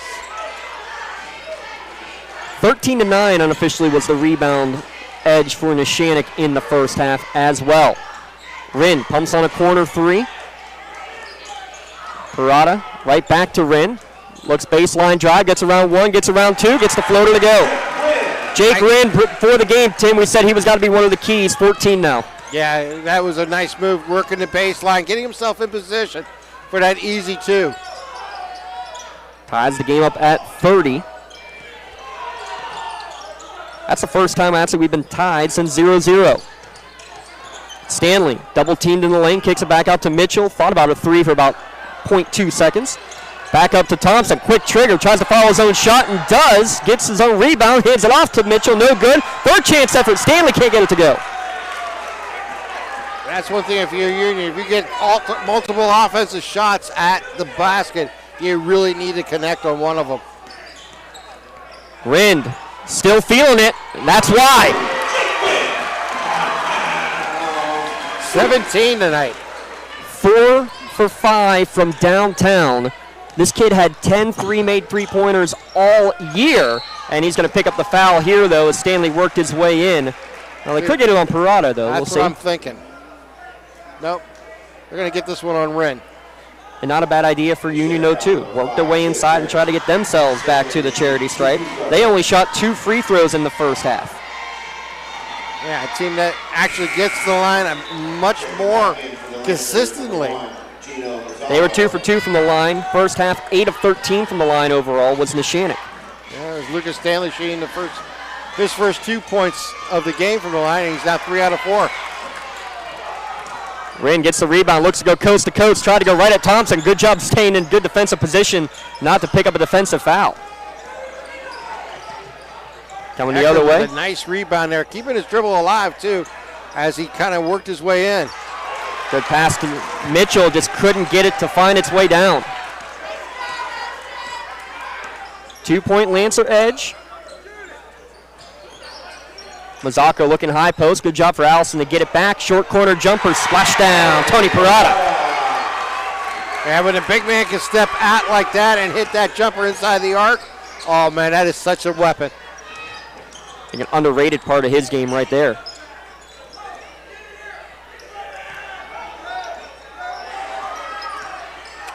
Union had a 14-0 run in the second quarter to take a lead. Neshannock able to chip back, take the lead early in this third quarter. Lucas Stanley saying, I've had enough of that. He's now got 14 in the contest. Averages 24 per game. Deflected pass did make its way to Parado. Anderton, though, left open for three. Short, no good. Allison skies in for a rebound, but a whistle on the rebound. I think it's going to go against the Scotties. Oh, and they got it on Maddox, and that's going to be Thompson's fourth foul. Oh, no, check that. Yeah, it was against one on Neshannock, so pardon me. His second. Team's third. Maddox had me fooled, too. He saw number one be put up by the official, and he gave a little, wait, what? Stanley gets some space. No baseline jumper is good. Back-to-back jumpers from the baseline, Tim. Knocks him down. Yeah, and I mean, this is what he can do. He can get that little stutter in and pull it back. And that's what he was able to do now. Right now, just got to settle down, run your offense. Here's a deep three. Anderton left alone, says, I'll try it. Can't get it to go. Out of bounds. I believe it's going to stay there with Neshannock.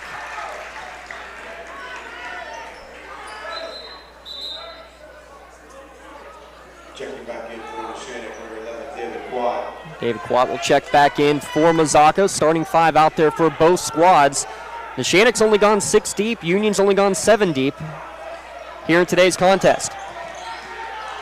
Quat still looking for his first field goal of the game. Stanley got his hands on it, but it ends up right in the hands of Anderton. He takes a 15-footer, can't get it to go. Shot's not going in for number 10.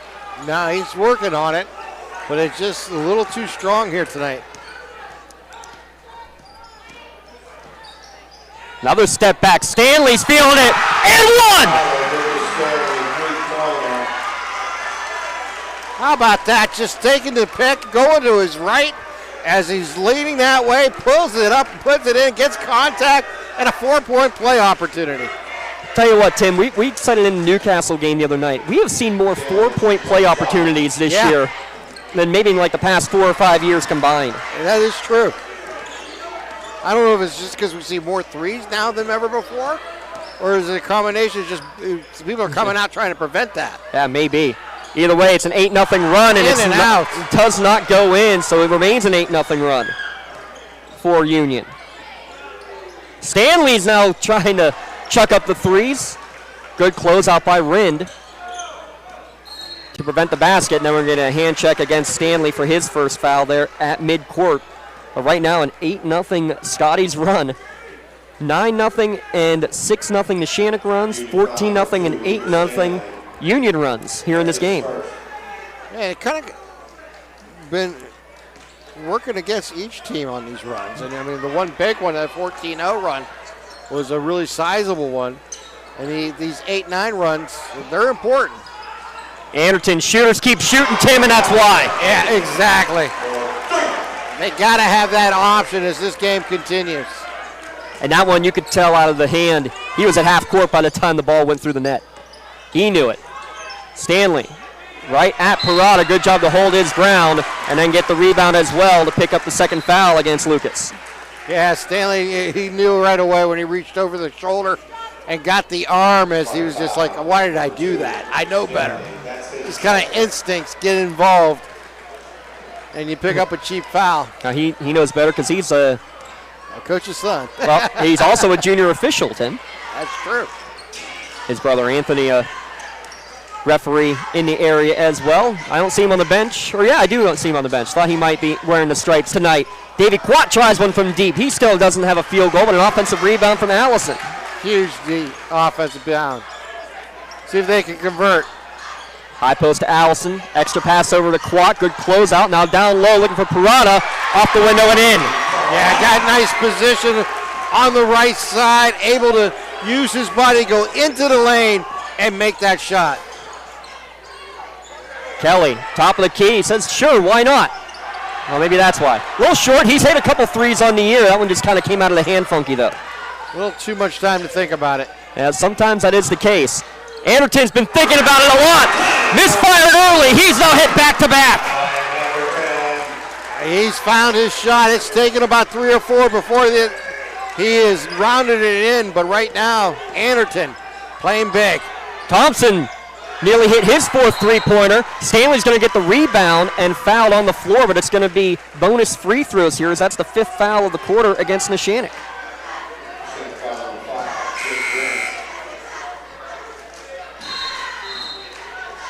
So Lucas Stanley, the team's best free throw shooter, will go to the line. Also the team's leading rebounder at 6 rebounds per contest.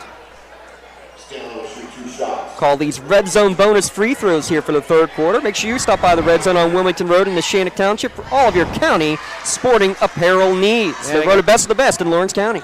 That one goes against Jake Wren. That's his second. Still no real foul trouble all around for Neshannock, as Stanley now with 22 as he hits both free throws. Cuts the lead back down to 2. Rind, double teamed in front of the student section, kicks it back up to Davey Quat. Quat. Rind has it poked away. Good job to screen the defender to get position and get the ball back. Anderton, can he hit 3 in a row? Tim? He has found his range. He now has 9. And there's that extra option that the Lancers have been looking for. Step back 3 for Lucas, and he's going to keep dialing up it himself. That's his third 3. Now he's over his average for the day. We still got a quarter to play. My goodness. Nice high-low game to get it to Parada off the window and in. He's got 12. What a presence that he is inside. I just think he's now finding his space and being able to take advantage of it. Floater from Lucas Stanley puts 46 on the board. Tim, Neshannock has not allowed more than 46 points in a game all year. Union's got it with 30 seconds remaining in the third.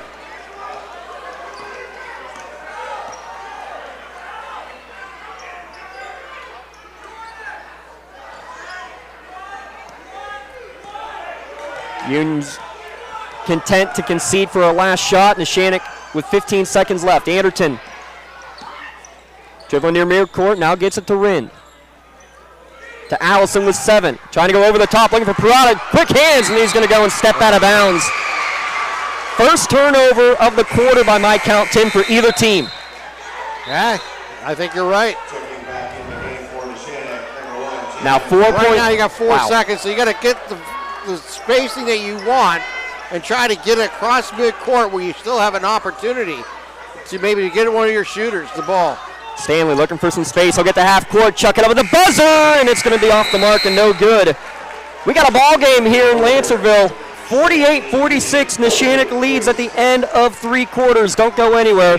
We're back in a moment on the Lawrence County SportsNet, powered by LCAP. Hey Scotty fans, it's Mrs. Ryan and Miss Felina here on behalf of the Union Area Education Association. And we want to wish all of our Scotties good luck this season. Go Scotties! For 20 years, Melee Chiropractic has treated athletes of all ages to help them get safely back to the top of their game. Melee Chiropractic has 3 full-time doctors in their office, and all 3 are former area athletes who have had to battle injuries throughout their careers.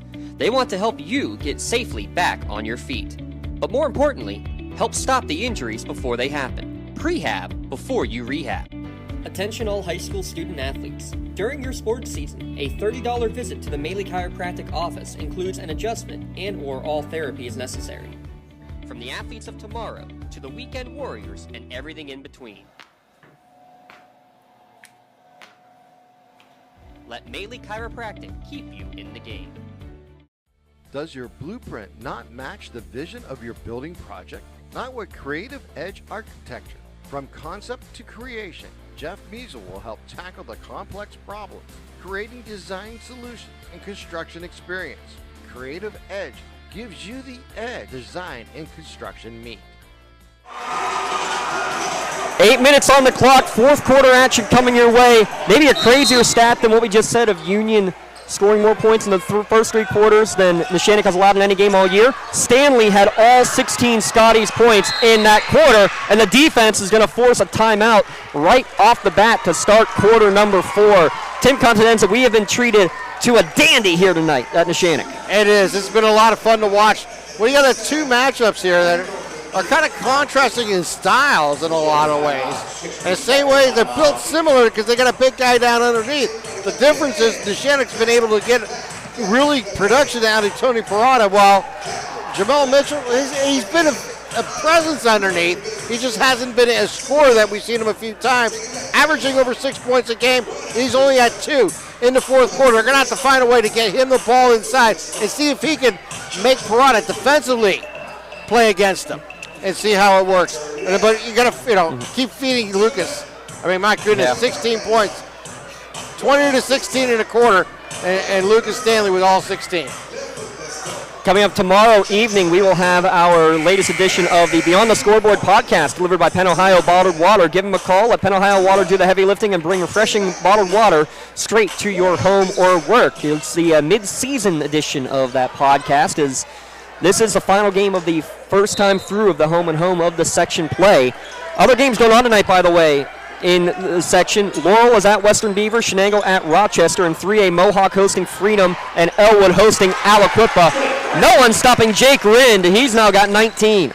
Yeah, they all came out and left Rind right alone at the line, took that pass and went right down the lane for that easy 2.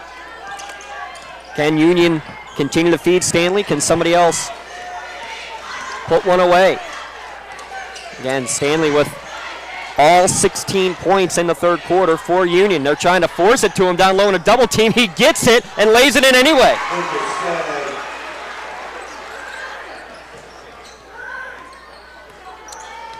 Lucas Stanley's just saying, put the ball on my back. I'm ready to take our team as far as we can. He's working his way up the county and school leaderboards. We'll have to take a look at those numbers here. Wonder if Big Brother Matt's numbers could be potentially in jeopardy. Yeah.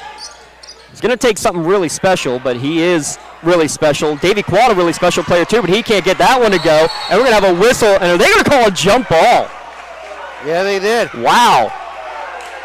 That will. Jamel, good job to maintain composure. From our angle, it looked like Rind had more of Jamel Mitchell's neck than anything, but they get away with it. It is still Union possession nonetheless. And then they're going to get a moving screen against Mitchell the other way. And Coach Stanley, I like that. You got to be smart. That's your fault. You got to get set. And that's going to be a big foul against Mitchell, his third. Good coaching right here from Mark Stanley to calm down his senior. Yeah, bring him over. Explain to him why. Yeah. What happened and why it was a great call. And it might have been how you can avoid it in the future. It may have been frustration on the other end, thinking he should have gotten a call himself. Got to come back and make the play. Rind can't get that one to fall. Jordan Kelly will get his fourth bound of the game. Question now is for Union. We have 18 straight points by Stanley. Can they find some other option to take some of the pressure off? Well, Neshannock has had that. Their leading scorer doesn't have a field goal tonight in Davey Quat. Union's leading scorer, Lucas Stanley, has all of the points in the second half. How about the freshman off the bench with the trigger? Good-looking shot from Aiden Booker, but it couldn't fall. Just a little too strong on that one, but good luck. You want him to take that shot when it's available. Would have been his first three-pointer of the year, too. How about that? We're going to have a whistle away from the ball. I think we're going to get a foul on Kelly. Kelly, yeah. Probably his third.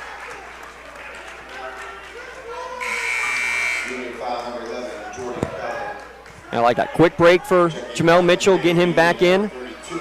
Starting five out there for the Scotties. Mazzocco, the only bench player today for Neshannock. In there right now for the Lancers. Parada left alone, slipped the screen and got the little floater. Yeah, now 14 points for the big man. Stanley from the elbow. Tough shot, couldn't go. Rind, uncontested rebound. He quickly makes it up the court. Knocked away. Somehow Rind still got to it. Nice no-look pass. Another floater for Parada. Back-to-back buckets for the big boy. Parada continuing to work inside, getting things done. Stanley making a nice drive, picking up the foul, and that should give him 2 shots at the line. Coach Corey can't believe it. I'm not sure I do either. Thought it was going to be called on the floor. They're going to say in the process of shooting. Stanley at the line, shoot 2 free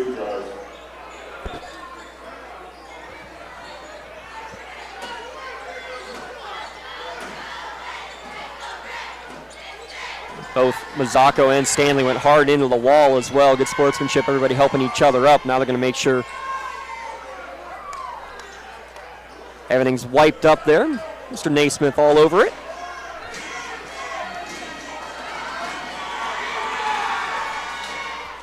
Lucas puts home the first, 30 tonight.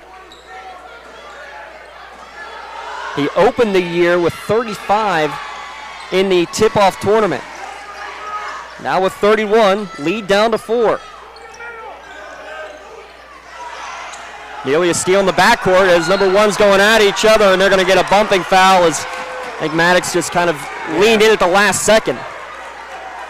He was good for a while there, Tim, but kind of gave that little chest shove at the end to get the foul. When you're leaning against each other like that, sooner or later one's going to give. Yeah. And that time Maddox was just a little too strong. So he's got 4 fouls now. Kelly and Mitchell each with 3 for Union. No one with more than Gina Mazzacco's 3. Everyone else with 2 or fewer for Neshannock. Some pressure here, causing them to have some concentration over the line. But then they have Quad open in the corner as a result. Can't get it to go. Offensive rebound for Quad. Hands it back over to Parada. It's going to be blocked. We're going to get a held ball as Parada went up and down with it. Stanley able to hold it up and down. It's a good call. Arrow still points in favor of the Lancers, though.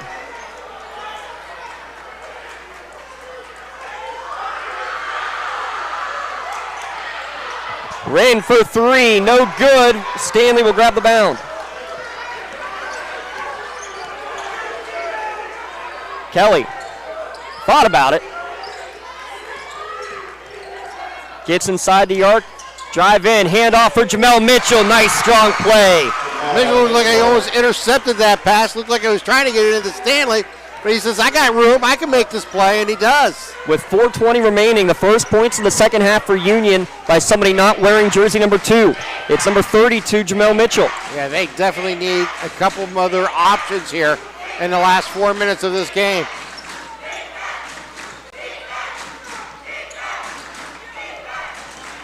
Quat, back up to Rind.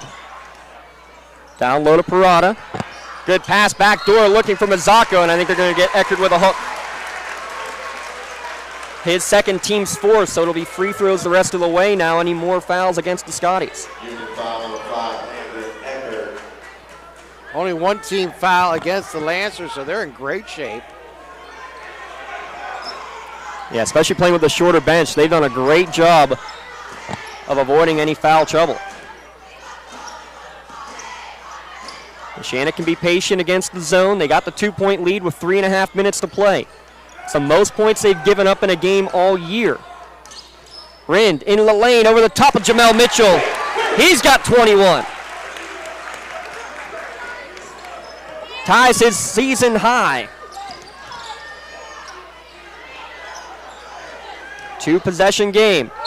Tried to go the Euro step, but got caught in between. Didn't know what to do with his foot. Did he want to jump up and lean in, or did he want to take another step? He chose the other step, and that was one too many. I'll tell you what, he would have gotten away with it, except he was dragging the other foot. Exactly. He could have made it as a Euro step, but that drag is what the officials saw. Yeah, again, another good call by the official. Rind in the lane, absorbs the contact, making a career high for Jake Rind.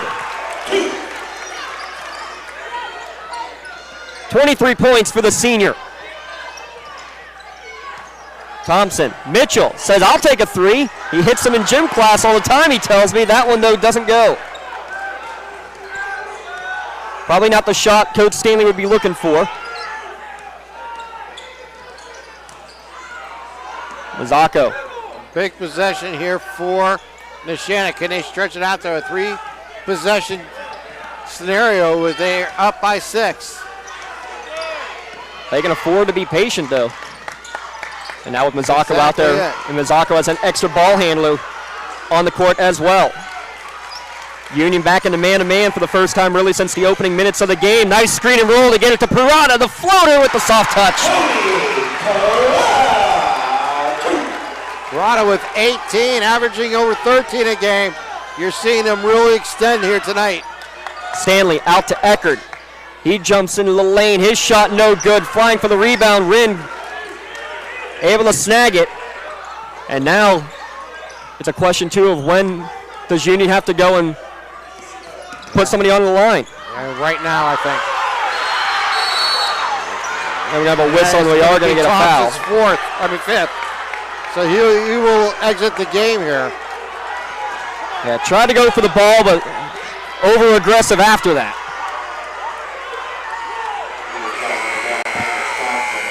So Thompson, 9 points, all coming in the second quarter, but he will foul out with 1:42 remaining and send Gina Mazzocco to the line. Hasn't been there often this year. This will be free throw attempts number 10 and 11 on the season for the junior. Back iron on the first. Mazzocco with all the scoring off the bench here tonight for the Lancers. He had a big three-pointer in the first half. It's the only bench scoring for either team tonight. Rattles the second one home to give him 4 points.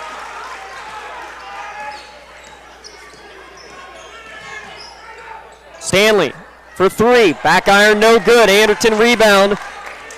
And now it's looking dire straits for the Scotties. Yeah. This is where you got to make a decision about who you want to foul and when. Anderton able to get it back over to Mazzocco. Stanley goes for the steal, able to get a poke. Good job to rip it back by Mazzocco. Neshannock will just hold the ball as long as they can. Double team there in front of the Lunatics, off of Neshannock. Yeah, got the turnover. Challenging on the ball, got it off a foot. It goes out of bounds. And this is huge possession here for Union. Have to convert here. Trailing by 9. 3-possession ball game. Don't need a three yet, but you got to get a quality shot. Back up to Stanley, not on the same page. It's going to go over his head and stolen away by Mazzocco, who wisely slows it up. Neshannock playing keep away with less than a minute to go. There's the foul. Neshannock, it looks like, is going to hold on and remain undefeated in section play the first half through the year, Tim. Yeah, what a play here in the second half. And, I mean, you really got to look at the play underneath with Tony Parada. I thought he's just been super here tonight. He's just able to really get position, get some rebounds, but more importantly, being that offensive threat. Someone they needed to go along with Jake Wren here tonight. Davey Quat, let's talk about him real quick because he's averaging 16 points a game. He has 25 made threes on the year, Tim. He does not have a field goal tonight. All his points coming from the line. Makes them both here. He's got 5 points, all from the charity stripe. Yeah. So on a night where your top scorer does not come through, you're getting really contributions from others. Jake Wren, but 23 a career high. And then you look at Tony Parada with 18 here tonight.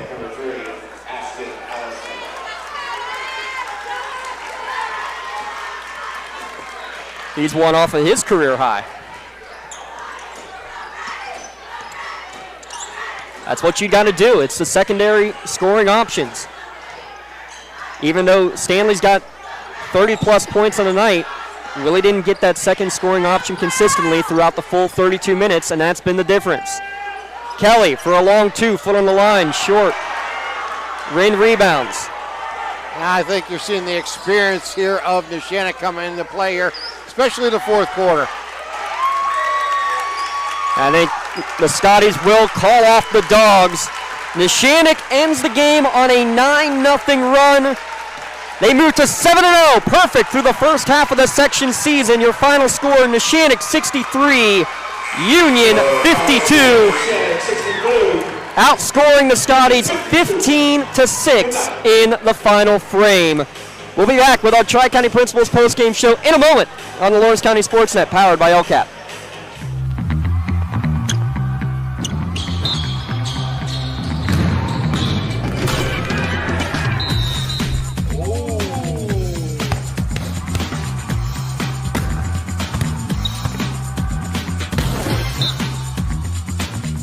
That was awesome.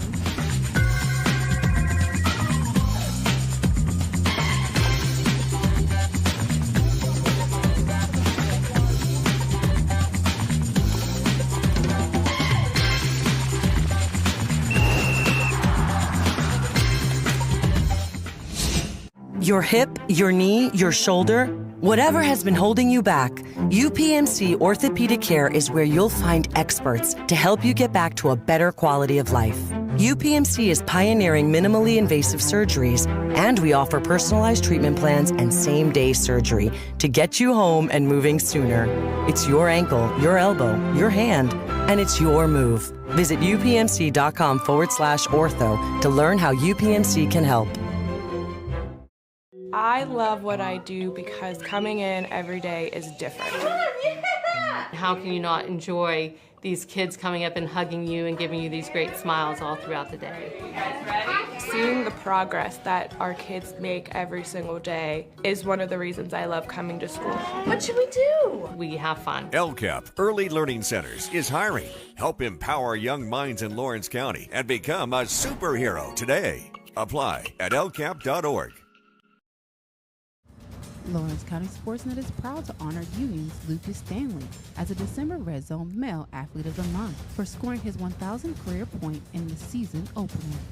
LC SportsNet is also proud to honor Union's Kylie Christopher and Newcastle's Rihanna Boyce as the December Female Athletes of the Month, with both seniors also eclipsing their 1,000 career point mark. Congratulations and best of the luck to 1,000 point scorers Rihanna Boyce, Kylie Christopher, and Lucas Stanley, the December Red Zone Athletes of the Month. Tired of gasoline costs? Why drive? Let the Newcastle Transit Authority take you where you want to go. Serving the city of Newcastle and stops throughout Lawrence County, as well as weekday service to Pittsburgh. Public transportation just makes sense. Why drive when you can relax and ride? For more information or for route schedules, log on to newcastletransit.org. The Newcastle Transit Authority, going your way. And remember, senior citizens ride free.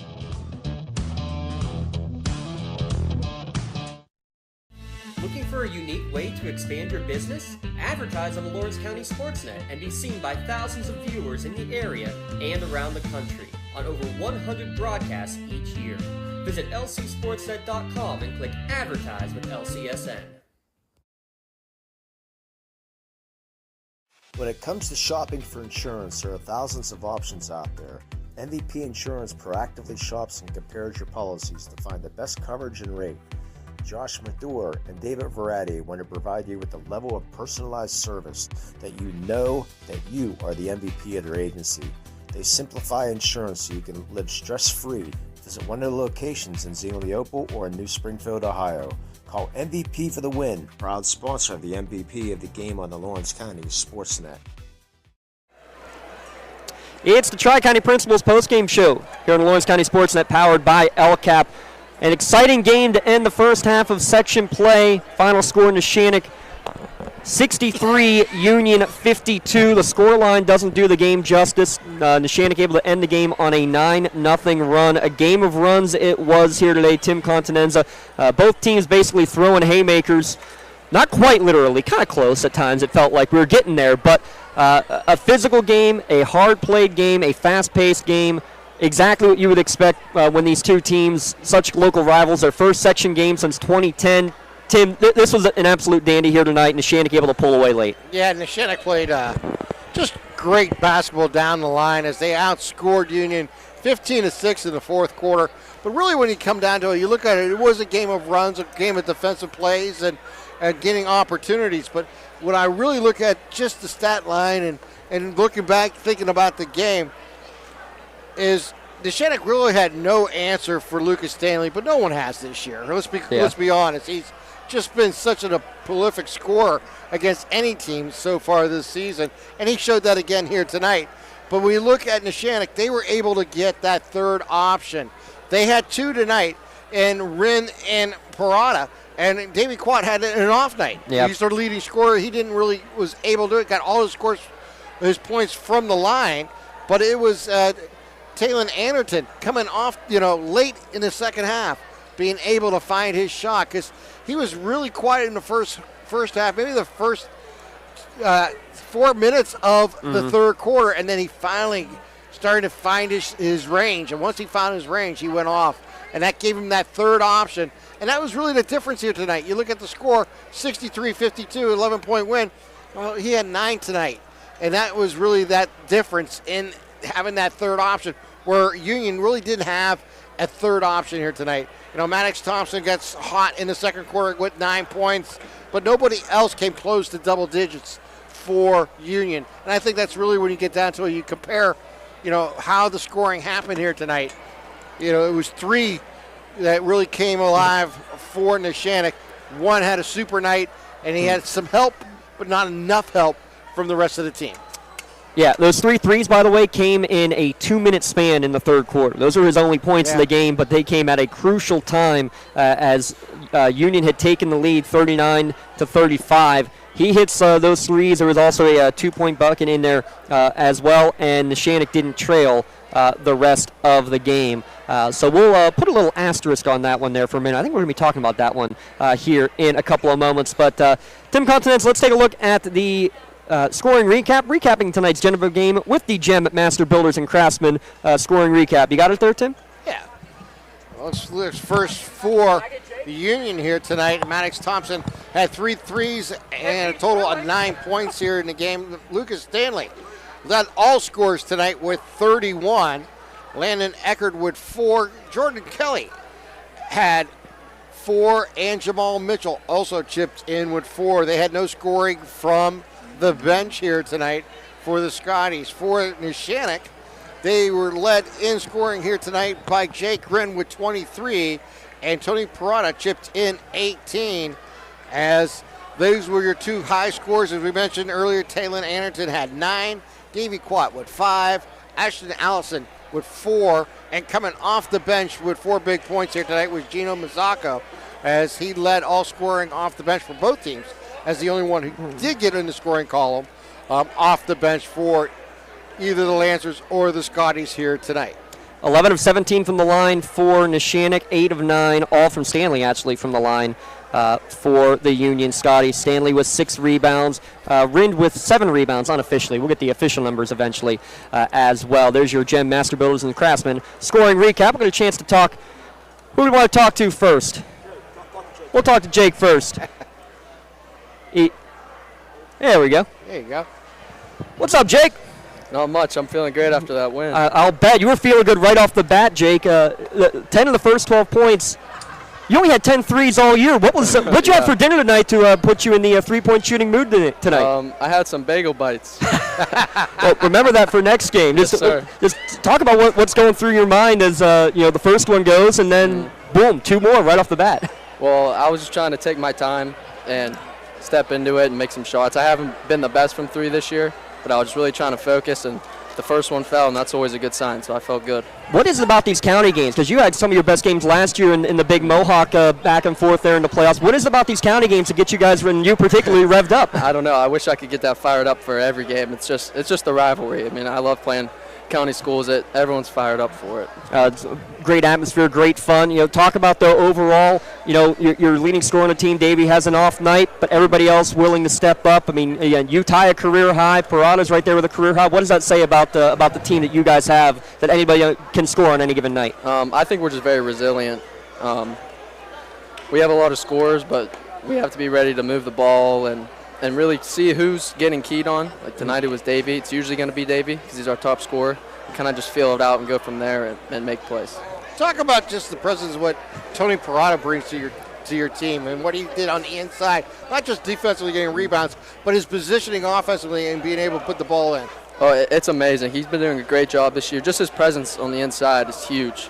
I mean, he can really score it, but just him being in there, that leaves a lot of stuff open for the rest of us. You had 4 out of 5 from the outside, but then you went back to your normal game, getting inside, going down the lane, getting a couple runners. Feeling more comfortable doing that more than the outside this year, but tell me just the process, what you were thinking throughout the game. Well, I really just try to read the defender. If he lets me shoot it, I will, but if not, I try to attack him and either shoot it or see who's open and just kind of make something happen for my team. You mentioned that obviously teams more often than not will be focusing on Davey, but you guys all know each other so well and know each other's tendencies. Just what does that bring as an added, just aspect of the game, knowing that these are guys that you've played with and played against your entire life? Yeah, it's huge. We never really get down on ourselves. We always have confidence in each other, and if one of us is off, hopefully someone else is on, and we kind of just feed off each other. One final question, man. undefeated through the first half of the season, but what do we need to see Neshannock continue to do and do better to continue and be undefeated in the second half as well? We need to play smarter defense. We have to box out. We have to stay on guys that are going to score, and we really just need to work together and just play better defense. That's all we need to do. Easy enough. Jake Yes, Rinn, sir. congratulations. Thank Our you. MVP Insurance MVP of the game. No Thank doubt you. about it. We'll see you next time. Yes, sir. Thank you. That's Jake Rinn. Got a shirt coming your way. Garrett. Doesn't matter as long as they each get one. We'll get a chance maybe to talk to Coach Corey as well. Let's just get right into that there. Our MVP Insurance MVP of the game ties a career high with 23 points here tonight. Jake Rinn is your MVP Insurance MVP of the game. He just got his customized T-shirt, courtesy of the Red Zone, in recognition of being tonight's MVP of the game. You can view the full list as it's getting updated. We're catching up here slowly but surely. Go to lcsportsnet.com, click on awards. Congratulations, Jake Rinn. Career high 23 points and unofficially 7 rebounds as well for your MVP Insurance MVP of the game. Call MVP for the win. Yeah, you're going to love this. The two coaches talking to each other. Having a little discussion about tonight's game. Also recognizing the competition that they've been involved in for the last, 15 years between these two? Yeah, Close to that? Yeah, they've normally played, Union's normally played in the... Is it wide enough to get around both of these hands? Appreciate you as well.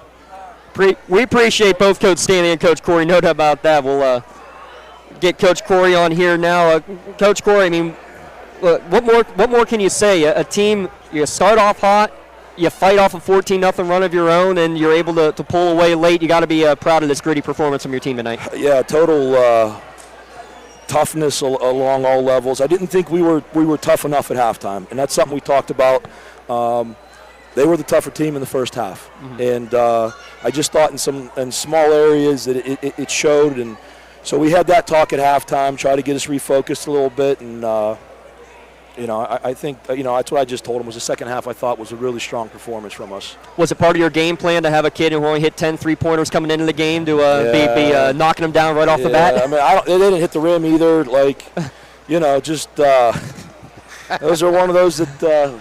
When you get hot, and again, clearly we have those numbers as well, and I know he can put one in every now and then, but he was burying shots tonight.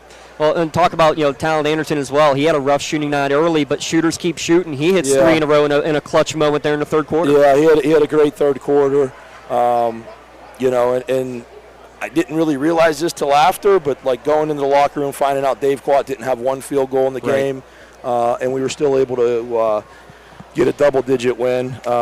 It was pretty impressive. Now, what does that say, though, about your teams? Again, the resiliency, but the fact that anybody can step up when needed. When your top scorer, doesn't put one through the bucket except from the line. Yeah, I think we're balanced, we're complete, and I do believe and I don't know if you saw, but Matt Sopp goes in a boot right now. Feel terrible for him. I think he's got a couple more weeks before he makes his way back, but that was just another one that we've had confidence in when teams play zone and stuff like that could knock down shots. So.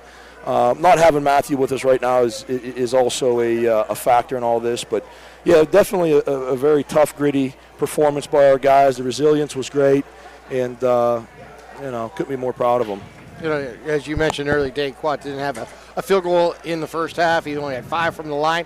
He's your leading scorer, but you were able to get scoring from others throughout the game. You had, like he mentioned, Anderton coming off the bench or coming in the third quarter live with the 3 threes. But Tony Parada, what he was able to give you physically inside all day, both offensively and defensively, getting position, keeping balls alive, and then when he did have position, putting the ball in. Even when he had that step back about a 12-footer from it was a beautiful, shot. Ball looks beautiful coming out of his hands. It does. It's fun to watch. Yeah, he's Tony's a stud, and he's performed at such a high level for us all season long. To think that this is his second, quote-unquote, second sport, Cal University here tonight to talk to him, and I always call him a dancing bear. I said with great feet and great hands, he's our dancing bear, and he gets that beard any longer, he's gonna really look like one. But no, he's just been steady.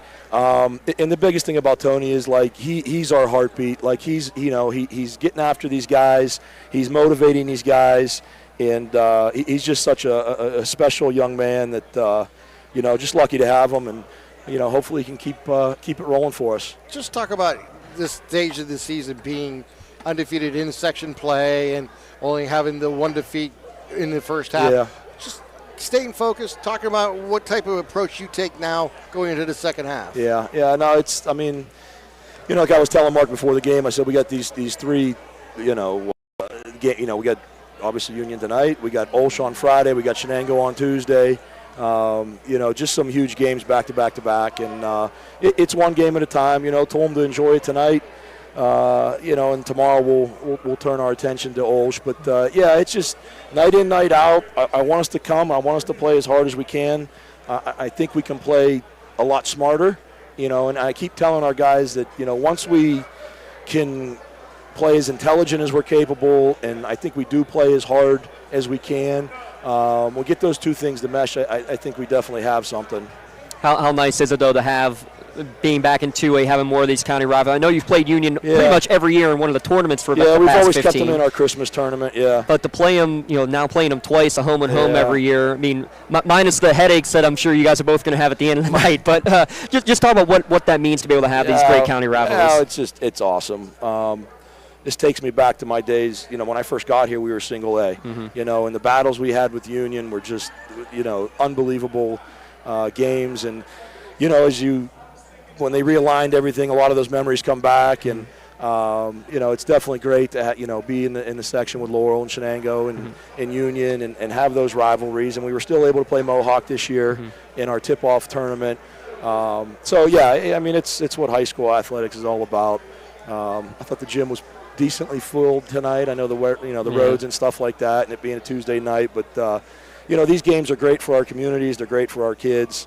With the way that everything is section-wise and how you're traveling all these different places. And I always say when I coached in Ohio and everything was geographically based, you had these rivalries, more often than we do. But like I said, it's a tremendous thing to have these local rivalries. One final question for you, Coach. So we start the second half of section play at Olsh. First off, where is that game officially being played? Yeah, how about that story? At goodness. Moon. At Moon, okay. Yeah, so we'll be at Moon on Friday. Hopefully we're ready to go, and they're going to give us all that we can ask for. And just one, I don't know if she's listening or not. My wife had her gallbladder out today. Oh, geez. Little surgery. So, honey, I love you if you're listening. Big shot. We'll leave it right there, Coach. Really appreciate it. Best of luck and health to your wife as well. I appreciate that. And congratulations. We'll, I'm sure, be seeing you down the stretch. I hope so. Great having you guys here. Thank you. Absolutely, Coach. Thank you so much. Congratulations, Coach John Corey of the Neshannock Lancers getting his victory here today. Victory number 279 while at Neshannock, number 311 in his career after those 4 years over at Struthers. And we're going to try to make sure Tim's head doesn't explode when he hears about the Ohio geography over down there. The road for me. Absolutely. We have one last piece of info we got to give out. The Maley Chiropractic play of the game. We kind of alluded to it, Tim. Neshannock never trailed after they hit those the 3 threes in the 2-minute span. 9 out of 11 straight points in the middle of that third quarter for Talon Anderton. Talon Anderton, again, the shots were not looking good early in the game. Shooters keep shooting, and man, he hit 3 big ones, and they barely even touched the net. That's the key, is that they needed it to just believe in himself and continue to shoot, and he was able to do it. So congratulations to Talon Anderton, our Maley Chiropractic Play of the Game Award. And Maley Chiropractic is proud to present the Play of the Game Award to Talon Anderton of Neshannock. Maley Chiropractic and the Lawrence County SportsNet is proud to honor Talon tonight with tonight's Play of the Game, and he'll receive a customized t-shirt courtesy of the Red Zone in recognition of tonight's Play of the Game. Video of tonight's Play of the Game may be also featured on the Trib Live High School Sports Network Standout platform or Twitter and Instagram. To view tonight's Maley Chiropractic Play of the Game and full list of this season's top plays, go online to lcsportsnet.com and click on Play of the Game. Congratulations again to Talon Anderton of Neshannock for tonight's Maley Chiropractic Play of the Game. Let Maley Chiropractic keep you in the game. And Talon had those 3 threes in a row in the third quarter, giving that third option in the offense to the Lancers as they came away with an 11-point win here tonight, 63-52. So again, that makes Neshannock 7-0 in the section, 12-1 overall. Union falls to 5-2 in section play, and 11-4 overall. I needed to see what Olsh against Southside came up as tonight, but right now it would assume to be Neshannock 1, Olsh 2, Union 3 as they hit the midway point of the section season. That'll wrap things up here tonight. Tim Continenza, another dandy here from Neshannock. No surprise whatsoever. Always feels like we get a good one here when we come to Neshannock, right? Yeah, it is one of the best places I mean, just throughout the WPIAL. It's just great atmosphere here and great basketball. Yeah, well, even as Coach said, yes, it wasn't quite a packed house because of the weather. I know a lot of people stayed home knowing they could watch it tonight. We're glad you could join us. We know when the weather is good, we will have standing room only. And I'm sure we will when they rematch on senior night there at Union on February 7th as well. Our producer tonight, Mr. Matt Flannery, big thanks to him. Jalen Peace and Garrett Dolan working the cameras here this evening. For my broadcast colleague, Mr. Tim Continenza, I'm James Dotson saying so long. Stay tuned. Your final score tonight, Neshannock 63, Union 52. Doubleheader girls on Thursday, boys action on Friday. Check it all out. You see it on the Lawrence County SportsNet, powered by LCAP.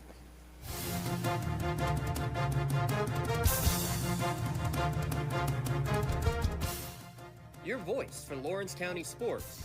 The gold ball headed home to Newcastle. This is the Lawrence County SportsNet.